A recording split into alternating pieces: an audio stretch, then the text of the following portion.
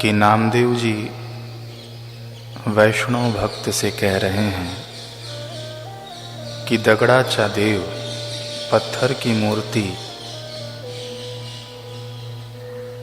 इच्छा पूर्वित तरीका भंगत आघाताने। पत्थर की मूर्ति हमारी इच्छाएं पूर्ण कर सकती होती, उसमें किसी भी प्रकार की दिव्य शक्ति होती, तो क्या वह अपनी रक्षा न कर सकती होती? जरा से धक्के से गिरकर टूट क्यों जाती है? सोचो सोचो। वैष्णव भक्त झल्लाते हुए बोला, क्या सोचूं, क्या सोचूं मैं? ज्यादा पहेलियां मत बुझाओ नामा। मेरे लिए पहेली यह नहीं कि विट्ठल की मूर्ति टूट क्यों जाती है, अपितु यह है कि तुम सहसा नास्तिक कब और कैसे बन गए? क्या विट्ठल से कोई मन मुटाव हो गया जो उसे पत्थर पत्थर के ताने देने लगे? नामदेव ने प्रसन्नता से कहा, अरे नहीं, विट्ठल से मन मुटाव नहीं, मन जुड़ाव हो गया है। वह भी सदा सदा के लिए चिरयोग हो गया है। अब विट्ठल मेरे लिए केवल एक मूर्ति तक सीमित नहीं है, बल्कि कण कण का स्वामी बन गया है।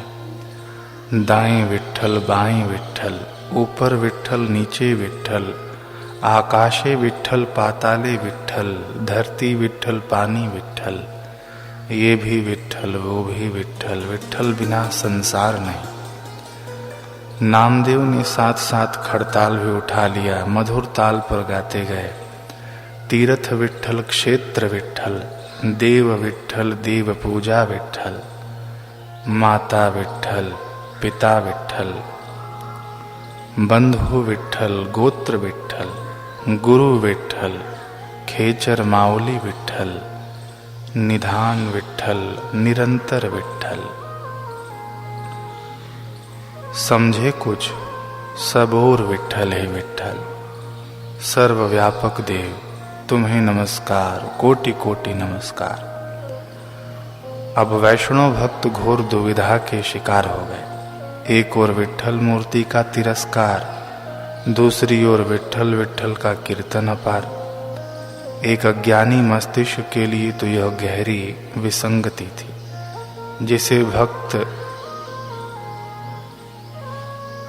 जिसे वैष्णव भक्त हजम नहीं कर पा रहे थे।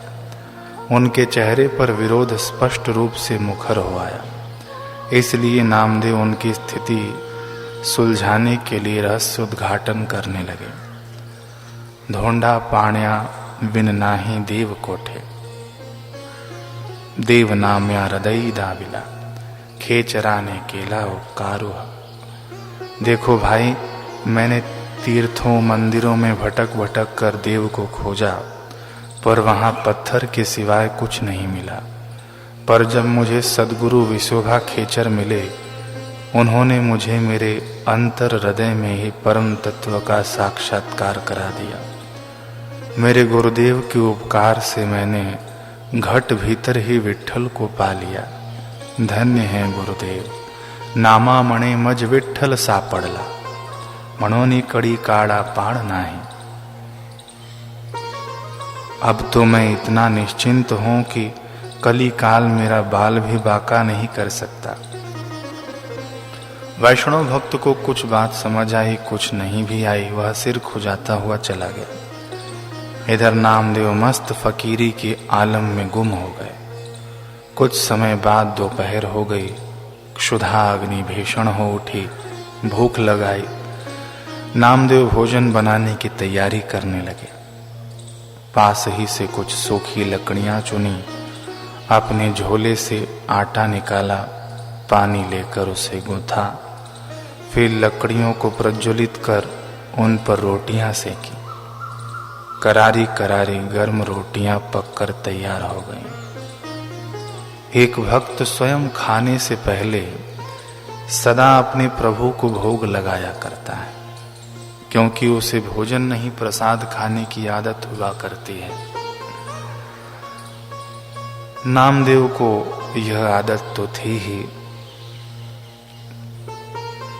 नामदेव ने सोचा, अब समस्त चराचर में व्यापक ईश्वर को मैं भोग लगाता हूँ। नामदेव अपने सोहम स्वभाव में तनिक निश्चिंत हो गए। आंखें बंद करके सोहम स्वरूप का चिंतन करने लगे। सर्वव्यापक तत्व का आवाहन किया कि भोग लगाओ। मन ही मन उन्हें भोग अर्पित किया। अभी नामदेव के नेत्र मुंदे ही थे कि तभी गली गली भटकने वाला एक श्वान दौड़ा आया। उसकी टांगों पर कीच लगा था, काया कृश थी, वह सीधा रोटियों पर लपका। उन रोटियों पर जिन्हें नामदेव परमात्मा को आंखें बंद करके अर्पित कर रहे थे। कुत्ते ने 3-4 रोटियां मुंह में दबाई और भाग चला। उसके भागने से तनिक हिलचाल हुई। नामदेव की आंखें खुली, देखा कि कुत्ता रोटियों को लेकर भाग रहा है। नामदेव का हृदय उछल पड़ा। प्रसन्नता का वेग रगों और अंगों में दौड़ गया। वाह प्रभु, कुत्ते में भी तू, रोटी में भी तू, मुझ में भी तू, बनाने वाले में भी तू, खाने वाले में भी तू, क्या भोग लगा रहे हो। वाह प्रभु वाह, वाह विठ्ठल वाह। निश्चिंतता से बैठे रहे। तभी उन्हें ध्यान आया, वे रोटी पर घी चुपड़ना ही भूल गए। इसलिए घी की बाटी उठाकर वे श्वान के पीछे भागे। रुखड़ी न खाइयो स्वामी, रुखड़ी न खाइयो, हाथ हमारे घी कटोरी, अपनी बाटा ले जाइयो। दौड़े दौड़े जात स्वामी, रोट लिया मुख माही, हम तो दौड़े पहुँच न साके, मेल ले हो गोसाई। हे स्वामी, हे विठ्ठल, हे देव, रोखी न खा देव, रोखी न खा। मेरे हाथ में घी की कटोरी है, जरा रोटियों को घी से चिपुड़ने तो दे।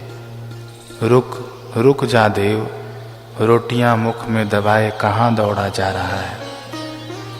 इतनी तेज गति है तेरी, मेरे पैरों में तुझ तक पहुंचने का दम नहीं, इसलिए तो खुद ही आन मिल देव। हे देव रुक जा, रुक जा। नामदेव की आर्त पुकार हृदय की गहराइयों से उठी और यह पुकार पूर्णता की खबर दे रही थी।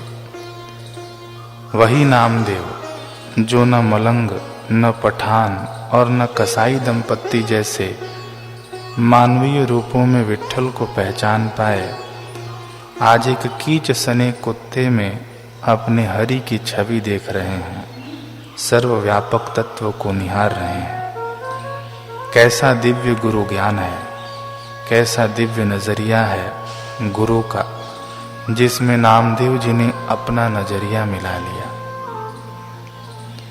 रुखी न खा देव, रुखी न खा, रुक जा, रुक जा। नामदेव ने दौड़ते हुए आर्त पुकार की। उधर एकाएक वह श्वान ठिठक कर रुक गया। उसने मुड़कर नामदेव को देखा। उसके मुख से रोटियां नीचे गिर पड़ी। साधारण शैली में कहें तो वह श्वान भयभीत हो उठा, परंतु क्या यह सच था? नहीं, श्वान होता तो घबराता न। वह श्वान नहीं, भगवान ही थे। जैसा कि नामदेव जी का उन्हें पहचानना था, सधी हुई आंखों ने उन्हें पहचाना। इसलिए यह कीच से सना कृश का श्वान एकदम से अदृश्य हो गया। उसके स्थान पर प्रकट हुए ब्रह्म स्वरूप साक्षात भगवान विठ्ठल। अब विठ्ठल का प्रकट होना बड़ा ही दिव्य रूपधारी था। कोटि कोटि सूर्यों का प्रकाश भी उनके आभा मंडल के रूप में प्रकट हुआ था। घंटों और शंखों का नाद समवेत स्वर में बज उठा। दिव्य सुगंधी से वातावरण सुवासित हो गया। नामदेव प्रभु की इस दिव्यतम झांकी का एक टक दर्शन करने लगे। भगवान विठ्ठल भी अपने नामदेव को प्रेम पूर्ण नेत्रों से ऐसे सहलाते रहे मानो भक्त का दर्शन कर रहे हों। अब वह भक्त कहाँ निज रूप हो चुका था। कुछ पलों के बाद प्रभु बोले, नामिया, जब मैं मलंग बनकर तेरे पास आया था तूने मुझे नहीं पहचाना था। जब पठान व कसाई दंपत्ति बनकर आया तब भी तू भ्रमित हो गया था। मानवीय स्वरूपों में भी तू मुझे नहीं पहचान पाया, फिर आज एक श्वान के रूप में तूने मेरी छवि कैसे देख ली। नामदेव ने कहा, क्योंकि विट्ठल अब मैं तेरी सत्ता को केवल माना ही नहीं बल्कि गुरु की कृपा से जान भी चुका हूं। सुखाचा सुख तरु सद्गुरु खेचर स्वरूप साक्षात्कार दाखविला। मेरे सुख स्वरूप आनंद के कल्प वृक्ष सद्गुरु श्री विसोबा खेचर जी ने मुझे तेरे तत्व रूप का साक्षात्कार करा दिया, दर्शन करा दिया। विठ्ठल पाहता मावळले मन, ध्यानी भरले नयन तन्मय झाले। तेरे स्वरूप का दर्शन करके मेरा मन शांत हो गया।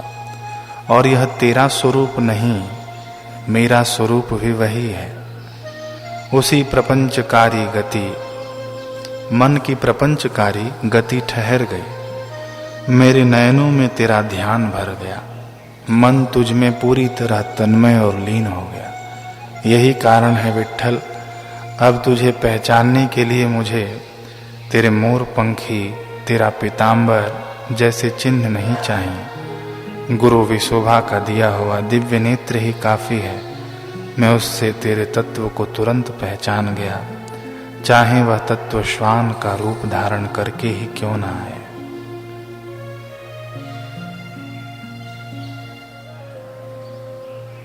प्रभु विट्ठल प्रसन्नता के पुंज बन गए। आशीषों का झरना सहज ही उनके कर कमलों से प्रस्फुटित हो उठा। प्रेम के अतिरेक में वे कहने लगे, धन्य है नामा, धन्य है, आज तूने मेरा हृदय पूर्ण रूप से जीत लिया। तेरे मेरे बीच जो दूरी थी वह समाप्त हो गई। मैं तेरा अंतःकरण और तू मेरा अंतःकरण बन गया। तेरा स्वरूप और मेरा स्वरूप एक हो गया। नामा, यही सच्चा मिलन है, यही सच्ची उपासना है, यही भक्ति की पूर्णता है। प्रभु के मंगलमय वचन सुनकर नामदेव जी आनंद विभोर हो रहे थे, परंतु तभी उन्हें एकाएक पुरानी बात याद आई। उन्होंने कहा, विट्ठल, जाते जाते एक बात तो बताता जा। विट्ठल ने कहा, पूछो नामा। नामदेव जी ने कहा, क्या मैं अब पक्का घड़ा बन गया या अब भी कच्चा हूं? विट्ठल मुस्कुराते हुए बोले, अब घड़ा पक गया है, पूर्णतया पक गया। ऐसा कहकर विट्ठल अंतर ध्यान हो गए। इधर नामदेव के मन में आनंद का उत्सव उतर आया। सारा सामान पोटली में बांधकर वे आगे की यात्रा करने लगे। इस यात्रा में अनेक पड़ावों पर रुकना हुआ नामदेव जी महाराज का, और हर पड़ाव पर प्रेरणा और जन जागृति का इतिहास आकार लेता दिखाई दिया। इन्हीं पड़ावों में से एक पड़ाव था एक गांव। यहाँ के एक मंदिर में श्रद्धालुओं का सघन जमघट लगा था। नामदेव अपनी वीणा लेकर मंदिर के अहाते में पहुंच गए। कंधे पर जो सामान की पोटली थी उसे उतार कर उन्होंने भूमि पर रख दिया। फिर मग्न होकर दोनों हाथों से वीणा बजाने लगे। कंठ से कीर्तन धुन स्फुरित हुई। मंदिर विट्ठलमय होने लगी। जय जय पांडुरंग हरि, जय हरि विट्ठल, जय हरि विट्ठल। अब नामदेव जी का कीर्तन अज्ञानियों की भांति नहीं था। नामदेव जी यह समझ कर गा रहे थे, जो सब में बसा है, जो सब में बैठा है, वह विट्ठल है। सुरों और भावनाओं का ऐसा जादू फैला कि पूरे गांव में धूम मच गई। नर नारी मंदिर में खींचे चले आए। गांव में जिसे जो वाद्य यंत्र बजाना आता था, ढोलक मंजीरे आदि, वो वादक अपने अपने वाद्य के संग दौड़ा आया और नामा की मंडली में शामिल हो गया। खूब धूम धड़ाके से मानो उत्सव मनाया जाने लगा। मंदिर में एक भी सिर नहीं था जो झूम न रहा हो, एक भी जोड़ी हाथ नहीं थे जो तालियां न बजा रहे हों, एक भी मुख नहीं था जो गा न रहा हो, एक भी जोड़ी पांव नहीं थे जो ताल से ताल मिलाकर थिरक न रहे हों। एक एक जन कीर्तन का अंग है, और हो भी क्यों ना, क्योंकि अब नामा साधारण नहीं, संत नामदेव थे। उनकी दृष्टि बदल चुकी थी, उनके भाव बदल चुके थे, उनकी अपूर्णता पूर्णता का रूप ले चुकी थी। ब्रह्म ज्ञान का अमृत उनके हृदय में गुरु की प्रसादी रूप में छलका था।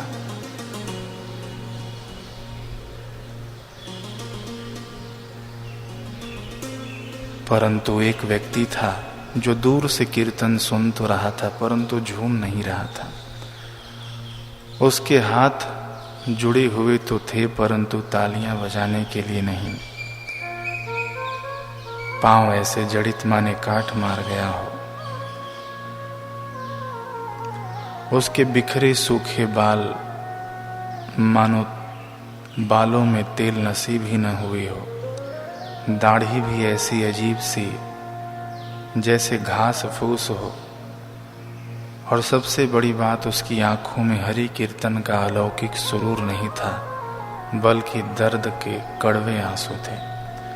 झूमते झूमते और गाते हुए नामदेव की दृष्टि इस दीन पर पड़ गई। कह सकते हैं दैवी प्रेरणा की इसमें भूमिका रही होगी। उसे देखते ही नामदेव के हृदय में भारीपन बैठ गया।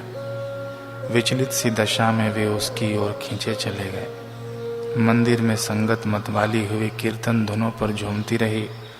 नामदेव धीरे से मंदिर के बाहर चले आए। समीप पहुंचते ही दीन की दीनता और प्रखर दिखाई दी। नामदेव जी ने कहा, कौन है रे तू? यहाँ पर ऐसी विदीर्ण दशा में क्यों खड़ा है?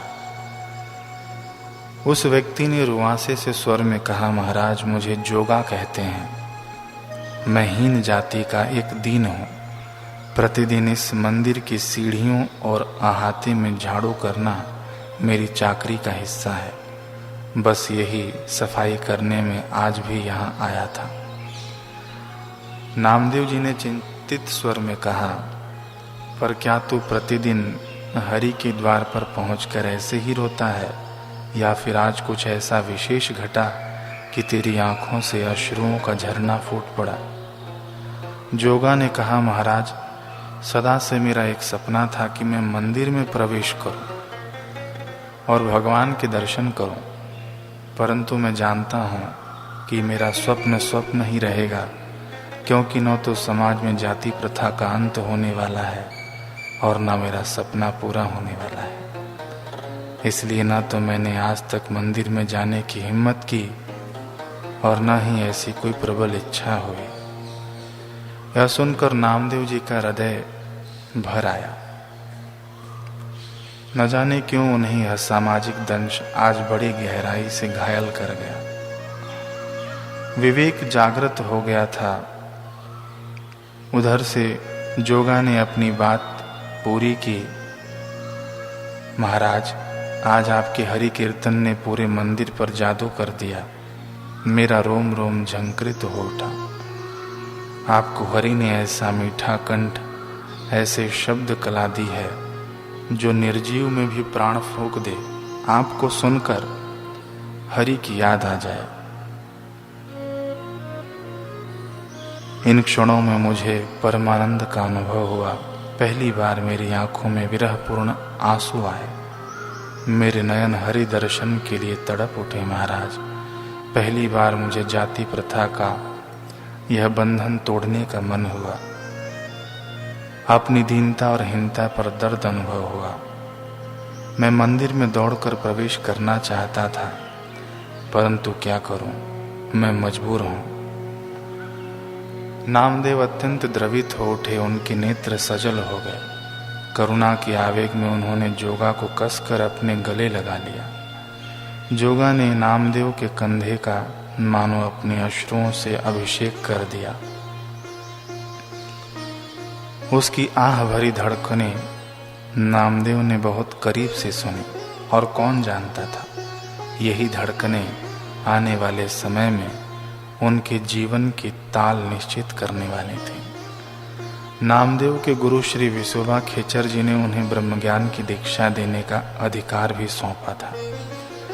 अब नामदेव जी ने उसी का उपयोग किया। वे जोगा से बोले, तू घबरा मत, मेरा विट्ठल सबका है। उसकी दृष्टि में कोई भेदभाव नहीं, वह केवल भक्ति भावना देखता है। मैं अपने गुरु विसोबा जी के आशीर्वाद से आज तुझे विट्ठल का साक्षात दर्शन कराऊंगा। मंदिर में बैठा विट्ठल तो मूर्ति रूप है, पुजारियों के हाथ की कठपुतली है, परंतु मेरे तेरे हृदय में रहने वाला वह अविनाशी ब्रह्म स्वरूप विट्ठल सर्वव्यापक है। किसी दायरे, किसी प्रथा या किसी बंधन में नहीं बंधा, वह तो सबके लिए सदा उपलब्ध है। आ, मैं तुझे उसी से मिलाता हूँ। इतना कहकर श्री नामदेव जी ने जोगा को अपने गुरु की कृपा से दीक्षा प्रदान की। कहा जाता है कि यही प्रथम शिष्य हुआ नामदेव जी का। जोगा ने अपने अंतर जगत में विट्ठल के प्रकाश तत्व का साक्षात दर्शन किया। उसका बरसों का स्वप्न साकार हुआ, वह अंतर्मुखी हो गया। नामदेव संबंधित ऐतिहासिक ग्रंथ बताते हैं कि इस घड़ी नामदेव जी ने एक निस्वार्थ प्रतिज्ञा ली कि समाज से कुरीतियों को उन्हें हटाना है। माझे व्रत एक चालवी विट्ठला, सकड़ा घटी तुला देखे ऐसे।